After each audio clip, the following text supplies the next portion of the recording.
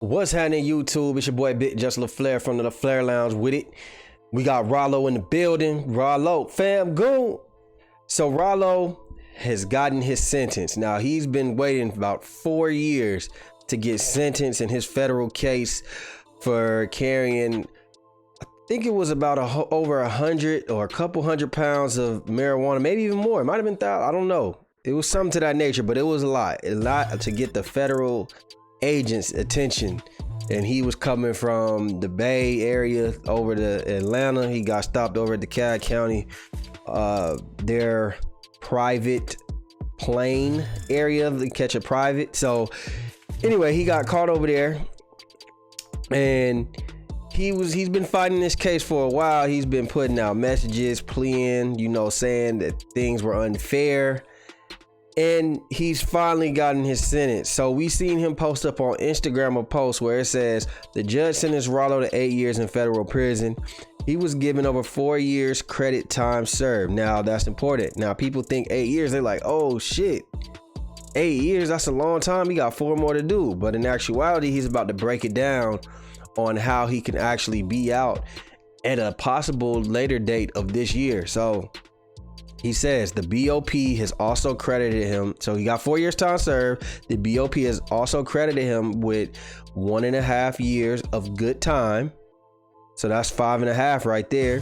He was recommended 1 year ankle monitor. So that's going to cut that off. So that's kind of like 6.5 right there.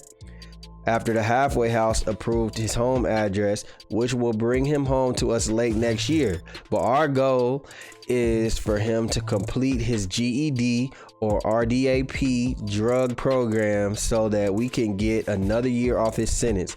That will bring him home in less than a year. We need prayer. And then they put the praying hands, hashtag free Ralo. So it's possible that Ralo can get out this year at the latest next year. I think that's good for him. He served his time. He served his debt to society. Now, I do think that people keep saying, weed is legal across, America and a lot of states now. When he got arrested, there's no way he should be able to have to do that much.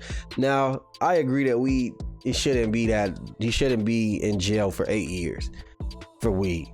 But we do gotta understand, it's not like he got caught nickel and diamond. It's not like he got caught on some little minor shit like Meek Mill popping the wheelie.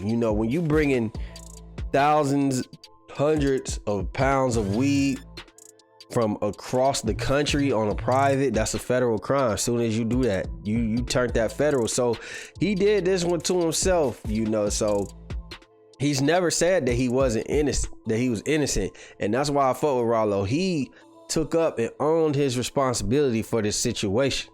So that leads us to another question. Can Ralo have a career? Is this a situation where Ralo is starting over from nothing? Will he have a career when he get out?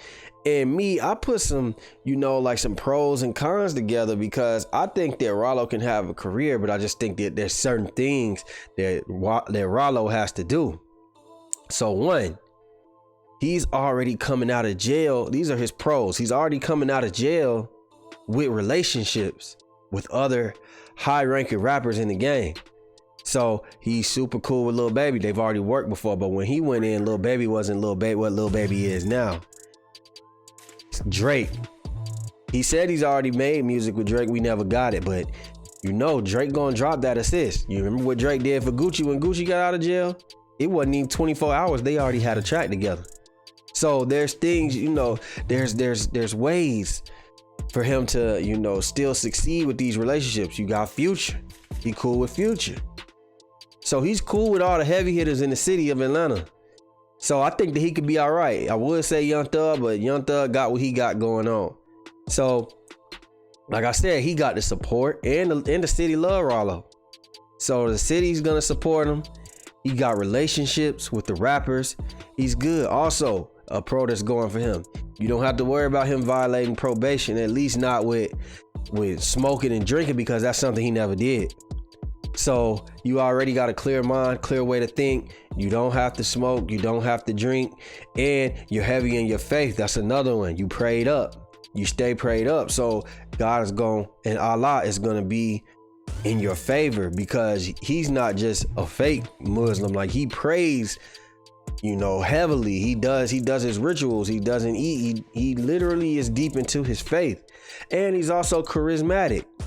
So I think he's always been good with social media. Ralo's always been good with social media. He's been good in his interviews. Now, there are some cons to his interviews. We're going to get to that, but we're going to get to that when we get to them cons.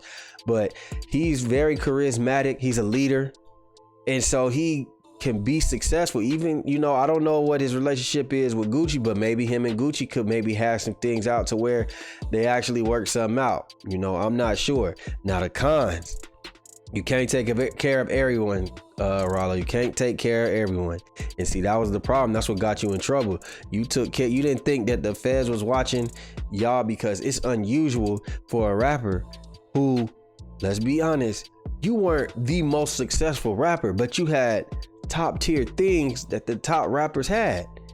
You had things that Future had. You had things that Drake had, and you didn't have that music success yet. So the feds is already looking at you. You got Lamborghinis and all kind of shit. Then you rent out. You don't rent out. You buy a whole goddamn just duplex, and you barricade all of your friends in there and their families, and you give everybody a job and everybody's making money. No, that's too much attention. That's too much attention. You can't take care of everybody, especially you being a felon and you about to be on probation. You can't be around the rest of the goons. It is what it is. So you got to stay away from them. It is what it is. And you also got to fight the urge to hustle. And when I mean hustle, I mean the street hustle. Yeah, you wasn't nickel and dime. You was out here living in a fortress, and you was bringing weed across the country. You was still 1 foot in the streets. That foot is out. You got to really rely on your music, even if it comes from you starting with nothing.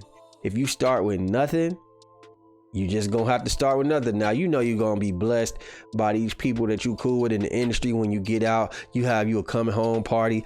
I'm sure people are gonna bless you. They're gonna start you off right. That's why I say you got to get on them features. You got to network. You got to tell them, hey man, I'm ready.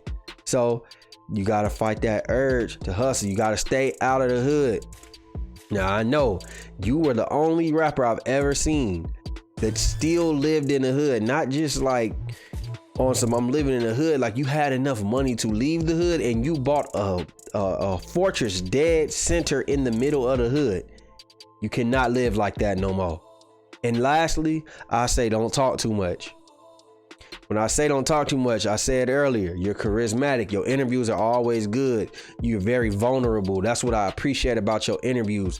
But one thing that you do is you talk a little too much about things that will get the police watching.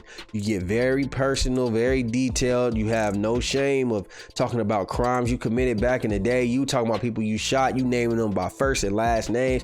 That's what got you on the radar. Your job is to stay below the radar. You tell your stories about, how you rehabilitated as a man in prison, and just your life and what you're coming home to, all of that. Ain't nothing reflects some money, but make sure it's real legal money. You can't be in the streets. So shout out to Ralo, fam, goon. We gonna see you at the end of this year, maybe next year. Either way, you're gonna come out hard. Don't be like Bobby Shmurda, man. Come out here, drop some music, man. Don't wait. Drop your music. It don't matter what's going on. Drop that motherfucking music. And that's the last piece of advice I got for you, man. Hey, man. Y'all like, share, subscribe, comment, hit that notification bell. And we out, baby. Boom. Our Daddy channel.